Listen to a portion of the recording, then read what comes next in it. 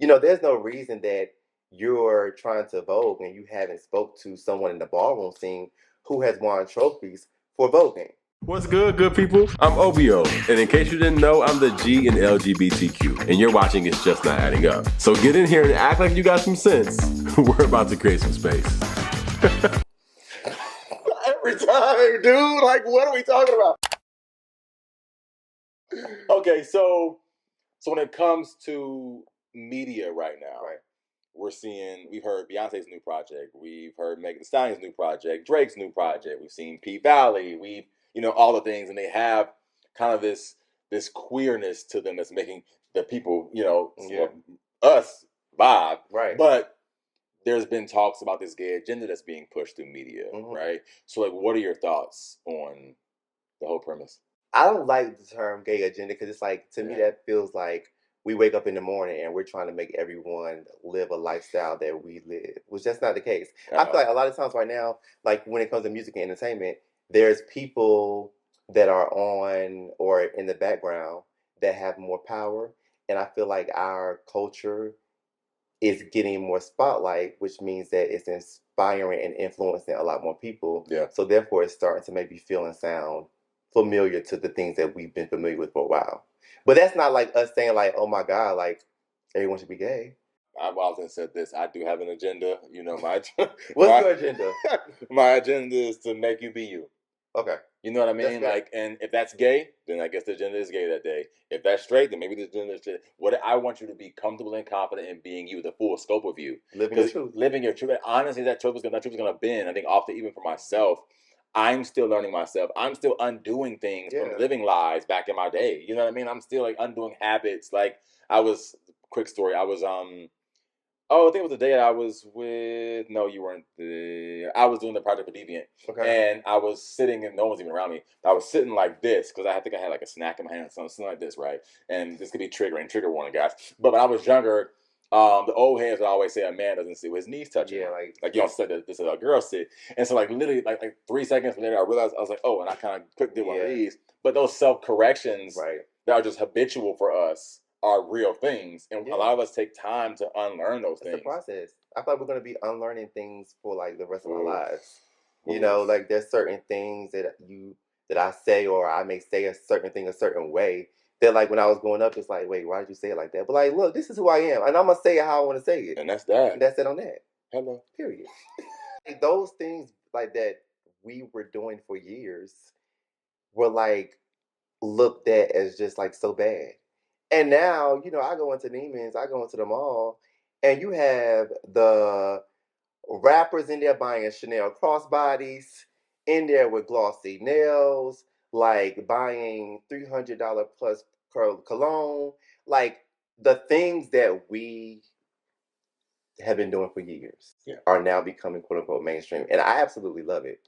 But I do feel like it's one of those things where like, why did we have to go through what we went through when we were just like being ourselves? And now that, someone in the media that's quote unquote a super heterosexual person is doing it, it's okay. And I also feel like the bar is really high when we're doing the thing, and it seems like it's a little bit lower when straight people do the thing. What you mean? I'm not going to say any specific names or projects, but there's certain things that when a straight person does things that are queer leaning, they get worshipped for. Oh, yeah. And whether the project is good or not, but it just becomes like, oh, like, yes, they did this thing, and it's iconic and these things. But when a queer person does queer music, it's like the bar is so high now. Like, it was just okay. Like, it was this. You know what I mean? I mean, going back as a DJ, like I remember when I first started out, going to like different clubs and venues, and like just hearing like heterosexual DJs play, and in my mind, I'm like, they're low key trash. But they were just getting the most praise. And then I think that's when I really got into my bag and like, I started DJing more places and people came and heard me play. They were like, oh, like, yo, you make that other person sound like, no shade, but you make them sound like, a little bit more inexperienced. And it's just like, but did you think that I couldn't DJ just as good, if not better, because of my sexuality? So like, what was that block in your mind? Yeah. Like when you came to see me that you thought that I was going to suck compared to a straight counterpart.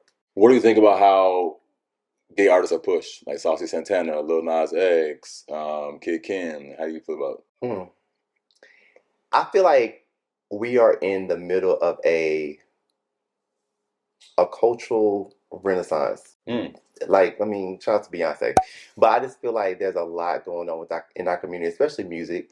And I remember when Saucy Santana like was first on the scene, like before he really tapped into music, when he was like really hanging out with like the city girls and stuff, and just how people like would just look at him or like the comments they would leave when they saw them hanging with him. But now it's just like I can play Saucy Santana at a predominantly straight function, and people are still going to like get their life. Like I remember the first time I dropped a Saucy Santana song, it was actually Walk, and I remember this like straight guy like getting up with his friends, and they were just like fucking with it, and I was like, yo, like that's how it should be, you know what I mean? But there was once a time where like you would play certain artists. Like I remember, I would play a Beyonce song back in the day, and just guys would just feel like.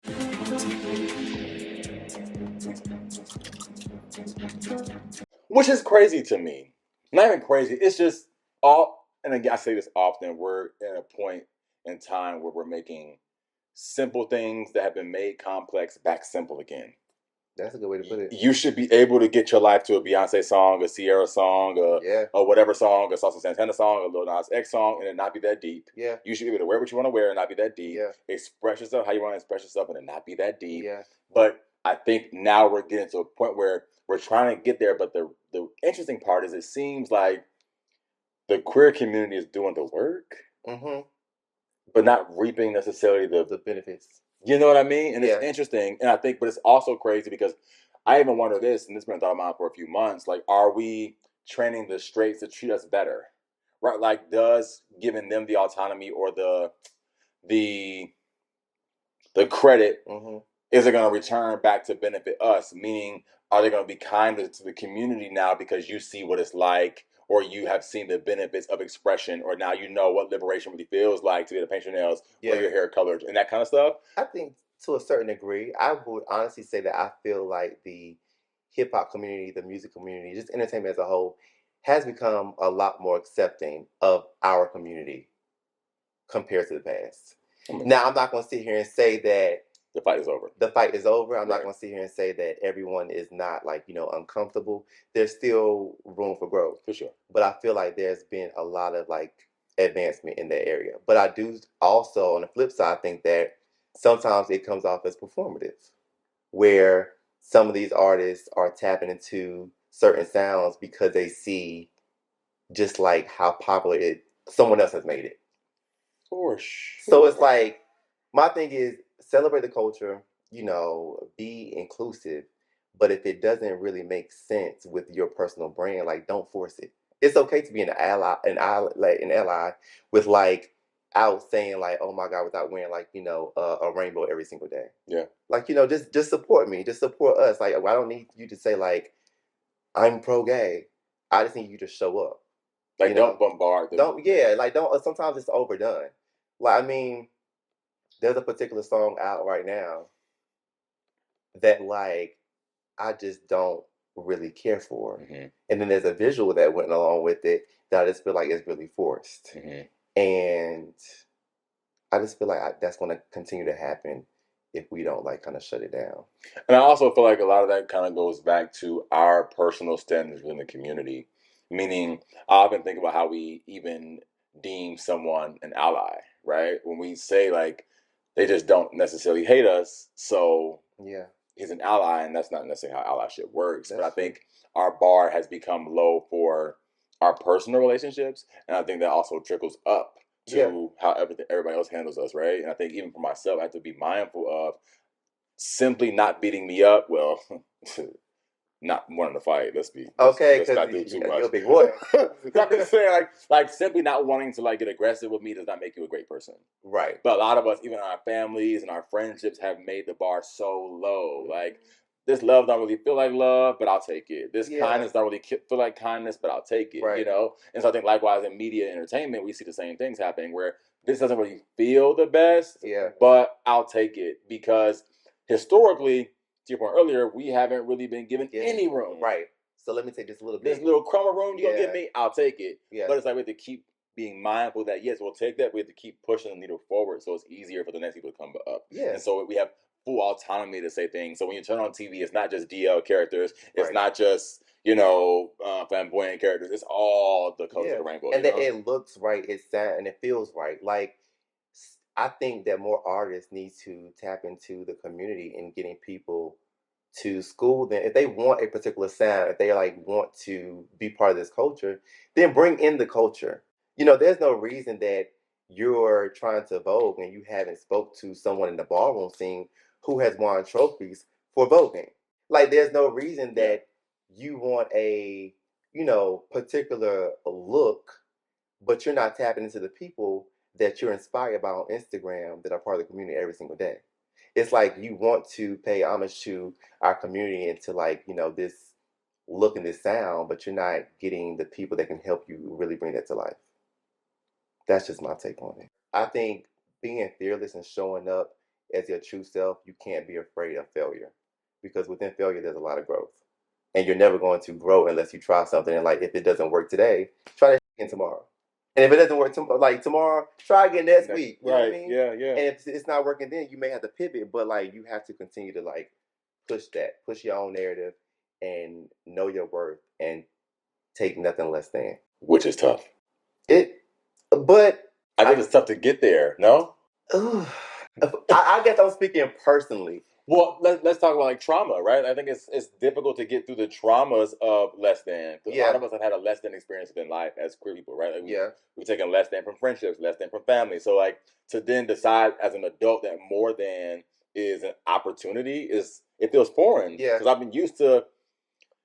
You gotta wake up and say, I'm sick and tired of being sick and tired. Facts. Kelly Price, this thing. Hello. That's when the shift is going to happen, because until you look in the mirror and say, look, this is the last day I'm doing X, Y, and Z, this is the last day I'm accepting this, you're never going to get more. Even with personally, when it came to, this is a crazy story, but I was on the bill for a really big party, a fashion brand party during Fashion Week. I'm not going to say the brand for whatever reason, but it was me and this other DJ. And I gave a rate that I thought was still pushing it. But the guy, the agency that was booking us, kind of made a mistake, and he put everyone on the email that he responded to, whatever. And I saw what she was getting versus what I was getting. And luckily, he was my friend, and he was look, we're going to give you all the same thing. We're going forward. Know that you're worth this. If we hit you up for this opportunity, and we hit up this girl for the opportunity as well, who's been in the game just longer than you, you have to be look, I may be a little bit younger than her or be a little bit more inexperienced, but know your work. And know your work and your worth. And the worst thing someone can say is no. If they say no, you just keep moving. Then go to the next one. We don't want to talk about that's dating, that's business, period. Oh, for sure. My manager always told me you have your brand building opportunities and you have your bank building opportunities. Yeah. And a lot of times when you first start out within something, you're going to get a lot of brand building opportunities, because it may be one of those things where you do something for free, but in return you have access to that network. But in return you're growing your own network, so eventually it's going to build your brand value, which is going to build your bank value. And it's one of those things where when you get to a certain point in your career, you just got to be look, I've been there, done that. I'm not about to come DJ for you for a cocktail in a section for my friends. Period. I got bills to pay, and I'm no longer interested in those type of things anymore. It's all about advancement. That's real. And that goes back to knowing your worth, no matter what community you're part of, no matter how you identify. So what advice would you give to somebody who's a creative, who is trying to, be authentic in their messaging, be authentic in their artistry? What would you say? I would say to get most familiar with yourself and your brand and what you want that to look, feel, sound, smell, taste like. Yeah. And then I think from there, a lot of things that you have, that you're seeking the answers for will fall into place. A lot of times I think people start things and they base their formula on who they're inspired by, which is nothing wrong about being inspired by people, but just know that their story isn't your story. Yeah. And how they got to point B is not necessarily how you're going to get there. So I think it's looking at someone's blueprint, but be willing to pivot and navigate your own. That's good. Yeah. That's so good. I'm trying to think what I can add. That's so good. No, that's good. I think the only thing I would say, low-key, I'm reiterating, but it's your truth is going to take you further than the lie. Absolutely. And I think that we don't understand that we're in the long game, whether you want to be or not, you're in the long game. Yeah. And I think a lot of us, even for myself, I had a friend, this is a recent conversation I had with him. He asked me what was the most difficult part of, like, you know, being publicly queer now and all the things. And I was like, honestly, seeing people like you, he is still like wrestling with his sexuality, and he was, you know, married to a woman and the things. Yeah. And I had some envy back in the day for people like that, right? Like, did I choose? Like, I chose my truth, but like, should I have done that? Should I have lived this lie and benefited and, you know, not lost the friends and all these kinds of things? And I think for me to really understand that that's just lie. Don't get me wrong, but for me, I know that where my truth can take me, the lack of anxiety, the lack of the freedom and peace and the joy and liberation, all that kind of stuff is so worth it. Yeah, and it's scary at first because like, I mean, it's scary for a minute. I mean, it is. Like, it's one sense where like this is new. Like, I'm going out like, wow, I'm holding hands in public with someone I'm like really interested in, or like I'm just like really telling someone like how I feel, or I'm like openly at a gay party and don't care if I'm like being photographed. Like, those are things that you have to kind of like evolve into. Yes. But like you said, once you get there, like living in your truth, it's a beautiful thing. Oof. Because it's like, you just don't give, like, it's like whatever. You're not over your shoulder no more. Can't nobody. Can't nobody. Can't nobody. Okay. Can't nobody. These motherfuckers ain't stopping me. What do you mean? I'm out here, baby. So, but yeah, just living your truth. You know, like you said, like create space.